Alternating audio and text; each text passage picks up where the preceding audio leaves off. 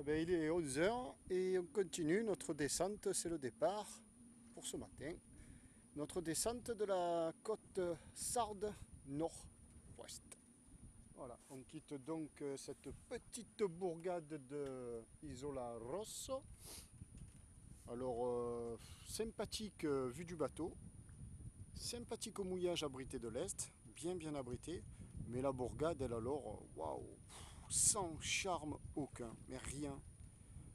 Si tu, je sais pas, c'est même pas un village de pêcheurs, ça me semble moderne, avoir été bâti il y a peut-être 30, 40, 50 ans, de toutes pièces. C'est un peu une ville dortoir, une ville touriste, je pense quand même. Enfin, il n'y a rien, quoi. Rien de charmant. C'est pas moche, mais bon, j'ai même pas eu envie hier soir de redébarquer pour aller boire un verre. Il y avait un concert de rock dans un pub du bord de mer, là, du bord de plage. J'avais l'impression qu'ils jouaient dans mon cockpit, le groupe d'ailleurs. Et j'ai pas eu le courage de débarquer, quoi. Bon. Voilà, mais j'ai passé une très bonne soirée, bien abritée, ça a soufflé. Voilà, reparti. Le tabasco et le pierre. Bon ben là, on vient de remettre le moteur. Le petit air qui nous poussait depuis 3 heures, là, depuis 11 heures. Il est 13h30, ben, nous a laissé tomber. Bon, on a fait du 2 nœuds et demi de moyenne, mais c'est déjà bien, c'est de la voile. Alors là, on arrive à Castelsardo. C'est pas mal, c'est joli, c'est très joli. Une citadelle haute posée sur ce rocher. Et on va contourner les perrons pour aller voir derrière s'il y a moyen de mouiller. Ben, on va se poser là, il n'y a pas de vent. Alors, pour faire du moteur, merci.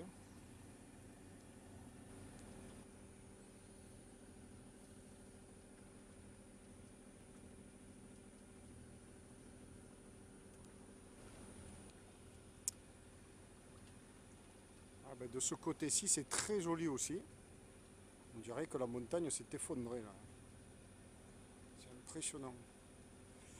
Une petite pensée, donc merci en fait à Patrick et Béatrice et Patrick, qui eux ont fait ce parcours en juillet et ils me l'ont vivement conseillé. Ils ont bien eu raison, c'est très joli.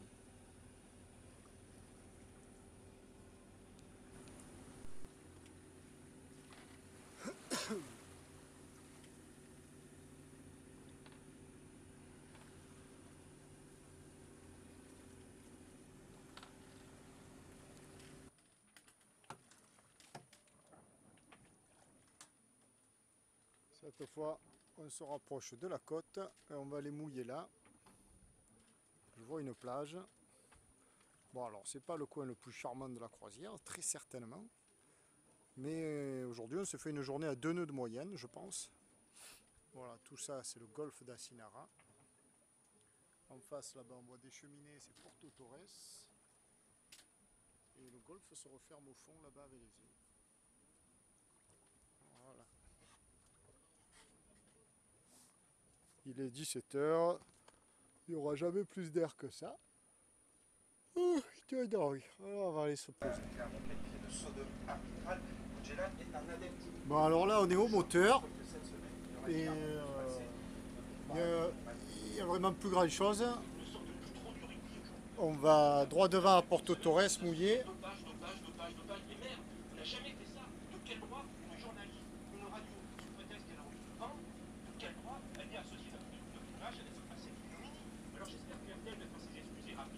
Voilà. Et pendant qu'on est au moteur, ben, ça me saoule un peu.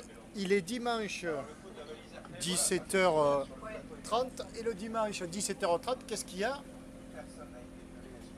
Stade 2, bien sûr. Alors bébé, je me fais la petite gaufre de regarder Stade 2 pendant la nave au moteur. Ça, c'est le bonheur. Et assis dans la descente, parce que de là au moins, on est vite debout, hop, et on surveille ce qu'il y a devant. Et bien, de toute manière, il n'y a rien. Parce qu'ici, il n'y a pas un seul bateau.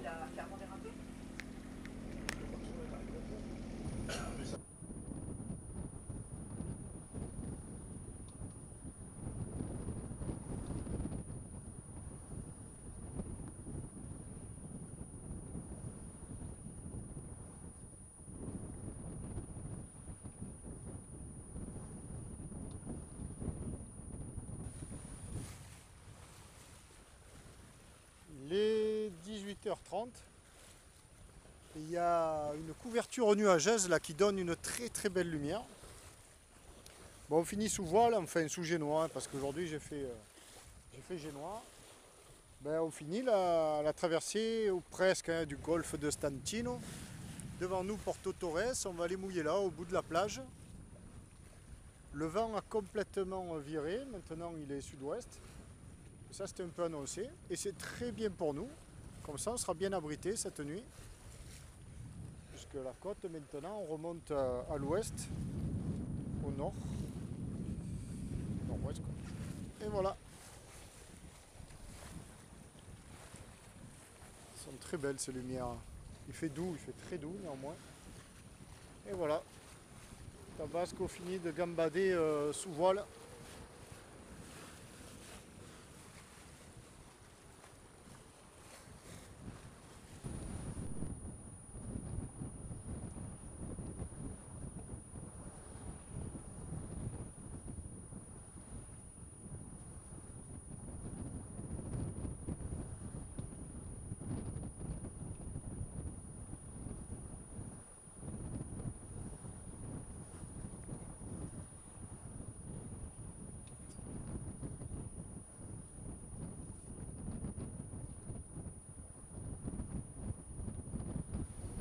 Alors passage devant Porto Torres. Bon, Porto Torres, pas d'intérêt. Hein. Porto sans intérêt.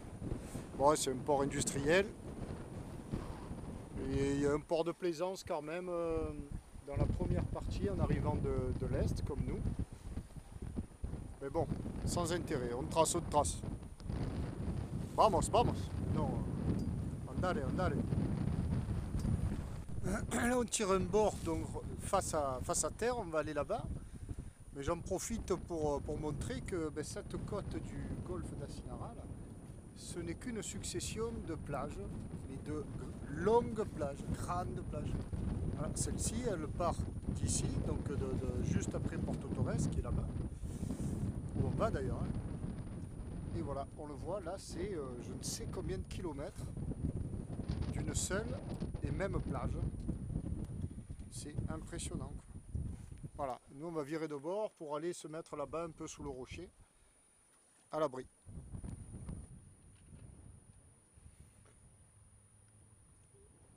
On arrive, on va mouiller.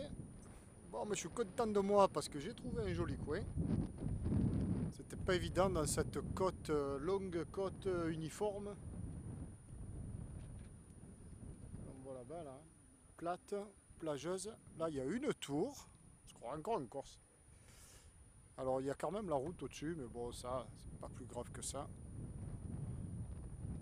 Et on va être très bien, c'est tranquille. Mouillage comme je les aime. Bon, il faut surveiller le fond. Là, il y a 4,20 m. Voilà, 3,60 m. On va y aller.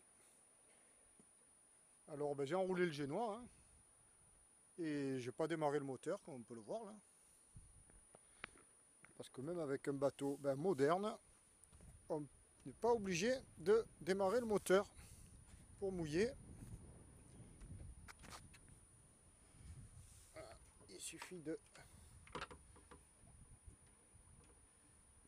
On accroche. Ah bah attends, on prend la manivelle, on desserre le frein. Voilà, pas trop. On pousse manuellement l'ancre. Le poids de l'ancre, donc le poids de l'ancre, disais-je, on freine le village. Voilà, l'ancre accrochée. Il n'y a plus qu'à attendre que le bateau cule naturellement, sous l'effet du vent. Voilà. Le premier maillon rouge des 5 mètres. Alors, on aide un peu manuellement.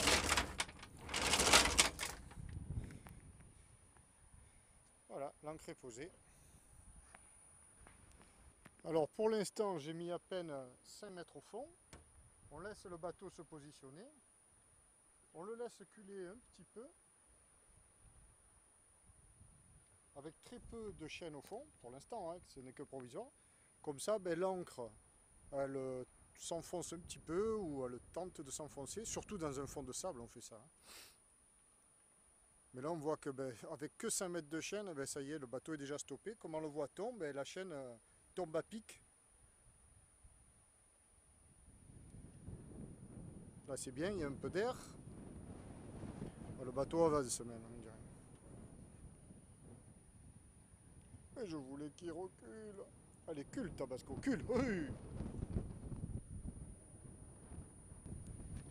Voilà, là on voit que la chaîne s'est tendue. Donc, on desserre le frein. Et sous l'effet naturel de la poussée du vent,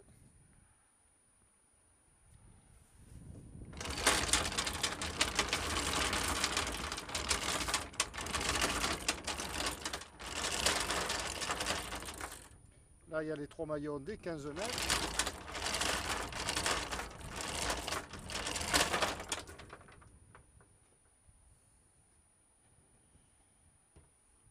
On va mettre 20 mètres au fond au moins parce qu'il y a 4 mètres. Et vu que l'on va passer la nuit ici, voilà. C'est même mieux qu'avec le moteur parce que c'est l'effet naturel qui... Voilà. Voilà les 4 maillons des 20 mètres. On va attendre qu'ils tombent au fond. C'est l'effet naturel de la poussée du bateau, enfin de la poussée du vent sur le bateau, le faisant culer, qui demande de la chaîne. Et voilà.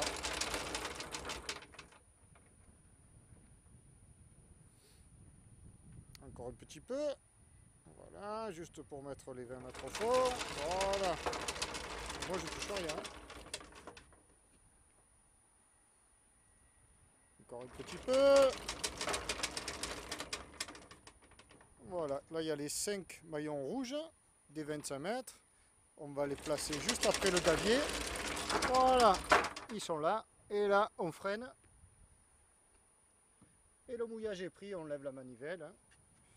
Le mouillage est pris, nickel chrome, sans moteur. Le plus simplement du monde. Oh, on va être bien là. Il n'y a pas foule.